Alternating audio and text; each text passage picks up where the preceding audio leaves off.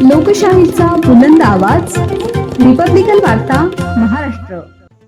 नाशिक महानगरपालिका निवडणूक प्रभाग क्रमांक 28, 29 व 31चा आढावा.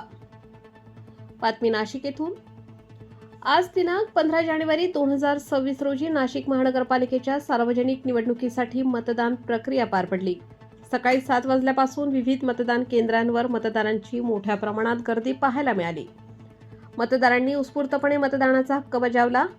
नवीन नाशिक परिसरातील प्रभाग क्रमांक 28, 29 व 31 मधील मतदान केंद्रांचा आढावा घेण्यात आला. मतदान प्रक्रिया शांततेत व सुरळीत पार पडावी यासाठी नाशिक शहर पोलिसांकडून कडक पोलीस बंदोबस्त ठेवण्यात आला होता. कोणतेही अनुचित प्रकार घडू नयेत यासाठी पोलीस यंत्रणा सज्ज होती. विशेषतः ज्येष्ठ नागरिकांनी मतदानासाठी मोठ्या उत्साहाने सहभाग घेतला. तसेच दिव्यांग व महिला मतदारांसाठी आवश्यक त्या सुविधा उपलब्ध करून देण्यात आल्या होत्या. या दरम्यान रिपब्लिकन वार्ता न्यूजने विविध मतदान केंद्रांना भेट देत ज्येष्ठ नागरिक व उमेदवारांच्या प्रतिक्रिया जाणून घेतल्या. आपण आता वार्ड प्रभाग क्रमांक 31 पाथर्डी गावामध्ये आहे. आपण बघत आहे सकाळी 7 वाजेपासून पाथर्डी गावामध्ये मतदारांची खूप मोठ्याने मतदार केंद्रावर गर्दी दिसत आहे. आपण पोलिसांच्या कडक बंदोबस्त पण आहे. कोणतेही अनुचित प्रकार घडू नये म्हणून या प्रकारे नाशिक शहर पोलिसांनी प्रत्येक ठिकाणी कडक बंदोबस्त लावण्यात आलेला आहे. आपण आपल्यासमोर आहे शोभा दोंदे यांची प्रतिक्रिया. दोंदेताई यांच्या प्रतिक्रिया जाणून आपलं नाव काय? मी शारदाताई देवचंद दोंदे, राहणार पाथर्डी गाव, प्रभाग 31. आज अख्खा आयुष्य समाजकार्यात गेले. माझा मुलगा उभा आहे आणि मशाल या चिन्हावर सगळ्यांनी ठसा मारावा आणि बटन दाबून विजयी करावा एवढीच माझी इच्छा आहे. सगळ्यांच्या सुखदुःखात या समाजकार्यापायी माझा मुलगा सुद्धा बळी गेलेला आहे. तर एवढं माझं आजच्या मताने सर्व पोलीस प्रशासन सगळीकडं सत्कार्याने उभं आहे आणि त्यांचं इतकं हे आहे का बस सगळीकडं पोलिसांनी बंदोबस्त एकदम व्यवस्थित केलेला आहे. तर काहीच अनुचित प्रकार घडणार नाही याची काळजी आहे, मी घेते. काहीच काळजी करू नका तुम्ही. तुमचं असं काय नागरिकाकडनं अपेक्षा काय आहे तुमची? नागरिकांकडनं अपेक्षा एवढीच आहे का लास्ट अँड बेस्ट आणि सुविधा, पाणी, रस्त्याचं कामं, खड्डे, रस्ते, नळ म्हणजे नगरसेवक, नळ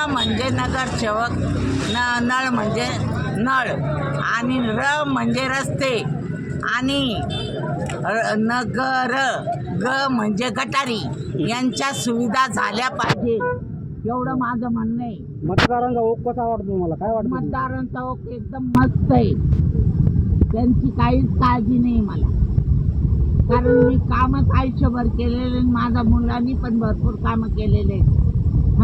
माझे 3 एक्के होते. या राजकारणामुळं, समाजकार्यामुळं, एक एका मागची तिची सगळ्यामुळं एक माझा मुलगा केलेला आहे.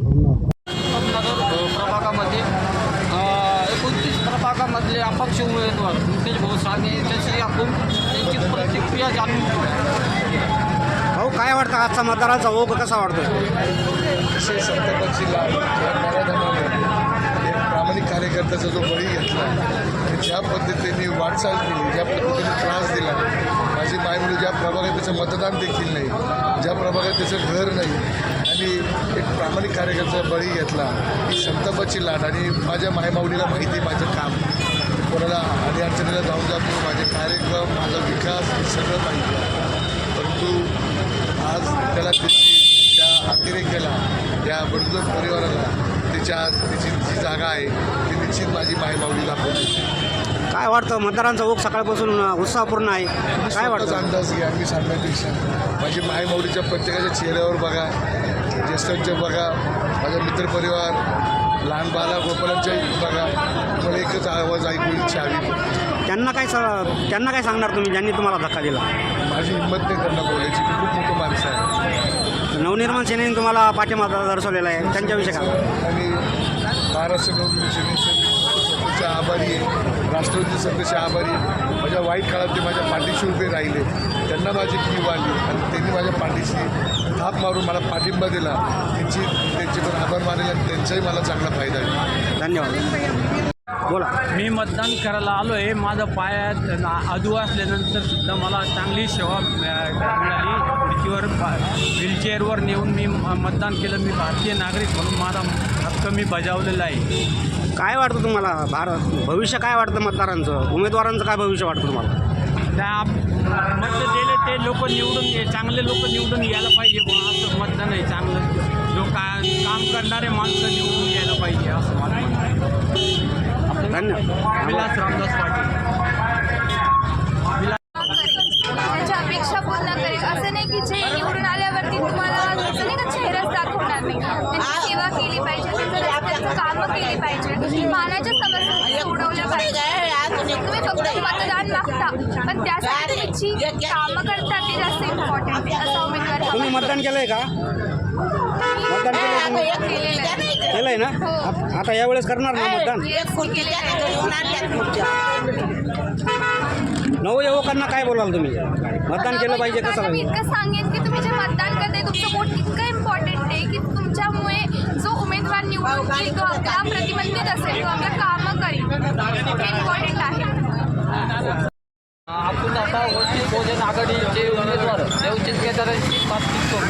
तर आपण आता सकाळपासून पाहत आहे उत्तर प्रभाग क्रमांक 29 मध्ये नागरिकांची दूध केंद्रावर गर्दी आहे. आपले या विषयावर काय आता बघायला गेलं तर सगळीकडं जनशक्ती विरुद्ध जनशक्ती. आमच्यासारख्या गरीब कुटुंबातल्या उमेदवाराला जर का जनतेने साथ दिली, पैसेवाल्यांचे पैसे घेऊन आमच्यासारख्याला जर का साथ दिली तर निश्चितच आमचा विजय आहे. काही ठिकाणी आम्हाला चांगला प्रतिसाद मिळत आहे. पण आता शक्यतो जनशक्ती विरुद्ध आमची जनशक्तीचा युद्ध चालू आहे आणि जनतेने या जनशक्तीवाल्यांना दाखवून दिल्याशिवाय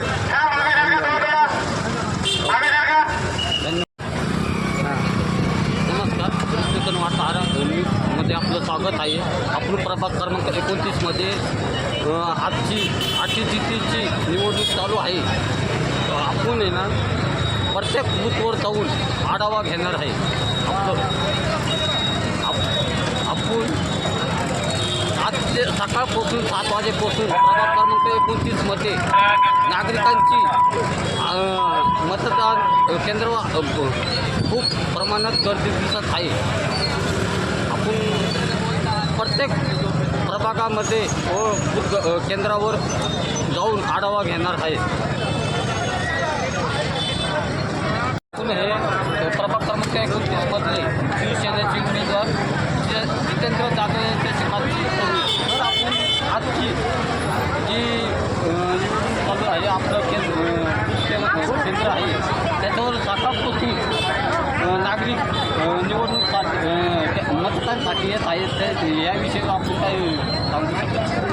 नक्कीच एवढं तुम्हाला सांगतो की सकाळपासून भरपूर गर्दी आहे आणि उत्साहाने लोक बाहेर येतात. तुम्ही बघत असाल आजूबाजूला खूपच सगळ्यात मतदान केंद्रावरती गर्दी आहे. लोकांना उत्सुकता आहे की केव्हा आपला भगवा झेंडा महानगरपालिकेवर फडकवू.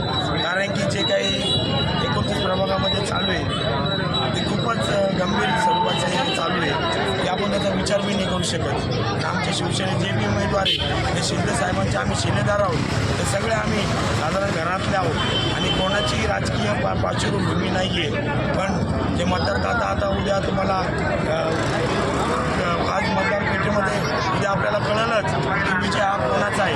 आणि नक्कीच मला एक सांगू इच्छितो की नक्कीच हा विजय लोकांनी ठरवलेले आहे की आता चांगले उमेदवार, नवीन उमेदवार जे विकास घडवतील प्रभागाचा, त्या गोष्टीकडे जास्त लक्ष देणार आहे. त्यात पक्षाकडे न बघता हे माणूस कोण आहे त्या गोष्टीकडे मतदारदाता बघल आणि त्याला नक्कीच मतदान करा. मला हे हक्काने सांगतो. रिपब्लिकन वार्ता न्यूज नाशिक शहर प्रतिनिधी विवेक बनकर. Subscribe now and press the bell icon. Never miss an update.